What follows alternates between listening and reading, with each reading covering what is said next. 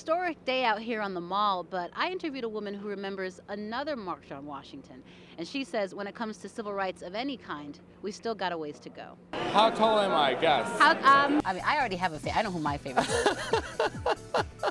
Well, I can't give a name. I think all 9 contestants. Give me a letter of a person. No. 6'7". Dolly Parton's much-awaited tour is, well, a bust. This is the only thing in this refrigerator that belongs to her. 6'11", like 6'11". I'm 7 feet. Amazing. Basically. And with so many chatty Cathys logging on, a lot of other websites are finally catching on. And they're even tweaking their content to try and get in on the action. 31% of all new HIV diagnoses here in New York City are women. And 31% of all women living with HIV in New York reside right here in Brooklyn. So for the people at Housing Works, it's all about location, location, location. Star Booty was shot here in New York City's meatpacking district. Sure, now it's full of cute boutiques like Jeffrey's and Stella McCartney. But back in Star Booty's day, it was run down, grimy, dangerous even.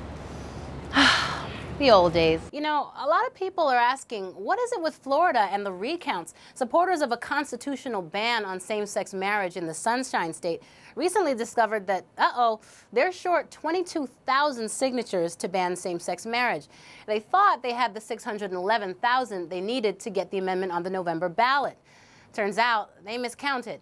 Now they have until February 1st to make up the difference. They could still repeal the decision in California, but in Connecticut, the word is final. In Louisiana, Senator John McCain continues to feel the heat for an endorsement he received from anti-gay Reverend John Hagee. Of course, it's not the first time someone has complained about inappropriate comments at a hockey game, which comes, of course, as no surprise to most hockey fans who say the trash talk is actually part of the fun. Under Microsoft's current policy, any language referring to sexuality is taboo.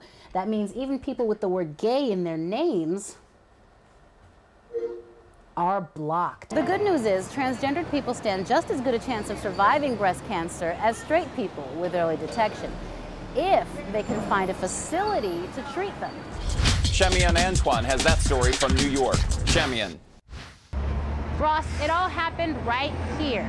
An unwanted sexual advance that ended with one man stabbed. Now the women convicted say they've been judged not for what happened, but for who they are. I took up for myself, I defended myself, and I protected myself, my own life that night. In the summer of 2006, while walking around in New York's Greenwich Village, Renata Hill and 6 friends were approached by Dwayne Buckle. They say he made a pass at them, then got real ugly. I just felt the spit.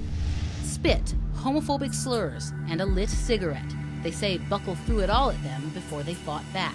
In the end, Buckle was stabbed in the stomach. A knife found in 20-year-old Patrice Johnson's purse, headlines screaming about a killer lesbian gang from New Jersey. Buckle claims he was the victim of a hate crime against a straight man, attacked for admiring a stranger. The jury and judge agreed. The women all received sentences ranging from 11 to 25 years. It makes me feel like I don't have any right or any control to protect myself for whatever situation it is, you know. The key testimony came from this surveillance camera. Still, even the video seems to offer more questions than answers. How did the weapon appear on that scene? I'm not aware of how the weapon came about. Nor was she aware of this man in pink who came to their aid, and the defense says could possibly have been the stabber. The record shows there was no blood on Patrice Johnson's knife. And why would a young girl feel the need to carry a knife on a day trip? Hill says growing up in one of New Jersey's toughest neighborhoods, self-defense was a must. It's a battle. It's a battle. You know, I've basically been through it all. However, Hill hasn't been alone. Hands off Renata! Now! Hands off Renata! Supporters from around the world have rallied behind the lesbian killers from New Jersey, calling them victims of a homophobic press and jury. I got by on the mail from complete strangers. At the end of every night, I couldn't just go to sleep because I had so much mail that I had to write back. It was like, listen, I just need money in my account for stamps. And alongside the hundreds of thank you letters, Hill says she's determined to write her own happy ending. It's going to be a good ending to my story. You know, I won't let it end me behind bars forever. That's not how my story will end. Dwayne Buckle and the prosecution couldn't be reached for comment. Renata Hill is still serving a minimum sentence of 5 years in prison. Walking in here, you know, it's tough, you know. I'm a guy with girl parts. It's part of the reason Kyle Schuessler avoided having a mammogram. But today, he's facing his fear because he can't have his female-to-male sex reassignment surgery without it. And it's just as well. Doctors say transgendered people are emerging as a high-risk group for breast cancer because they're more likely to smoke, drink, have limited access to health care, or avoid treatment altogether. I have a family history. My grandmother, my paternal grandmother, had breast cancer when she was just a little bit over 60. I live on Long Island. You know, that's enough right there. I'm a smoker. Add to that obesity. Kyle said he hid the body he was uncomfortable with under a layer of fat. Breathe, okay. But now he can no longer avoid the dangerous reality he was also avoiding. It's past time. I should have gotten a mammogram when I was 35 years old. The good news is transgendered people stand just as good a chance of surviving breast cancer as straight people with early detection, if they can find a facility to treat them. Well, I was worried about how I would be treated, how I would be received, if people would understand and recognize that I'm a guy. That fear keeps many from seeking medical care. That's an issue the medical community also needs to treat. People who are out there doing the screening and doing the medical care need to understand that this is a population that is out there that needs to be served. Kyle just wants the attention to be off his old female parts so he can get back to feeling like a new man. And I mean, if you look at me, I'm a regular guy. Look at me. When Terrence Dean broke into the entertainment industry, he was young, ambitious, and fresh out of jail.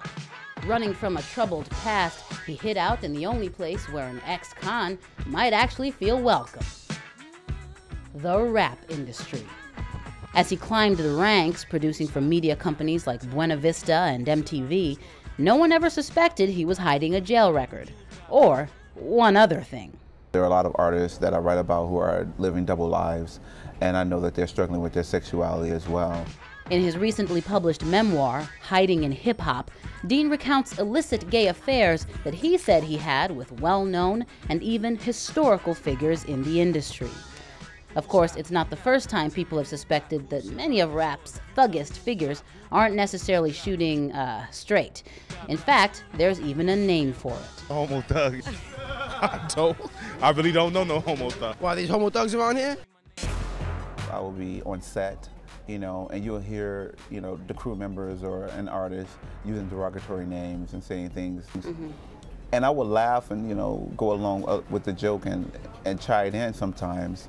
But I knew deep within myself that I was actually referring to myself. At the end of the day, I think people should realize Hollywood and the music industry is all about creating illusions, you know, making people want to fall in love and go out and buy those records of their favorite artists and celebrities. It's an illusion even Dean isn't ready to diss. Who is the gay rapper? Bloggers who had been buzzing about his juicy memoir for months before the book's release were disappointed to find that Dean didn't necessarily deliver the expose they'd been expecting. There are some people who say that since you changed the names that you're not really going the full Monty. What do you say to that? Well, again, because I want people to know that this is still my story, you know, and I'm hopefully we'll create a dialogue that is so needed within our community. They're not playing on this fantasy that a lot of gay men have, that Tyrese is just going to show up at their door one day and sweep them off their feet. A celebrity very may well do that. A little something to think about next time you're rolling with your homies. Chagmion Antoine, CBS News on Logo, New York. Can you stop wearing your rollerblades? I can try.